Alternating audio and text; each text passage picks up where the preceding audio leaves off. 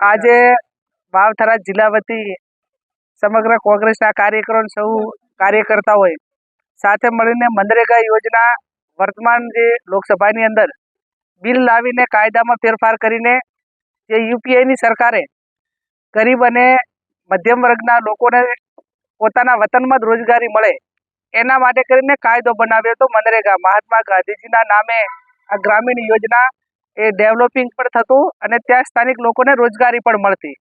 વર્તમાન સમયમાં સરકારે ગાંધીજીનું નામ પણ બદલી નાખ્યું, જીરામજી કરીને યોજના આખી બનાવી અને એમાં પણ સૌથી મોટી કોઈ આ રોજગારી છીનવવાનું કામ કર્યું હોય કાયદામાં તો સાઈડ ચાલી કે પહેલાં 100% ગ્રાન્ટ એ કેન્દ્ર સરકાર આ મનરેગામાં આપતી, એના બદલે નવા કાયદાની અંદર 40% રાજ્ય સરકાર આપે અને 60% કેન્દ્ર સરકાર.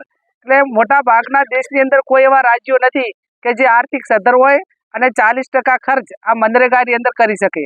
એટલે સીધી રીતે આ યોજના બંધ કરી દીધી હોય એ પ્રમાણે જ આ કાયદામાં સુધારો લાવીને બિલ લાવીને ગ્રામીણ લોકોની રોજગારી છીનવી છે.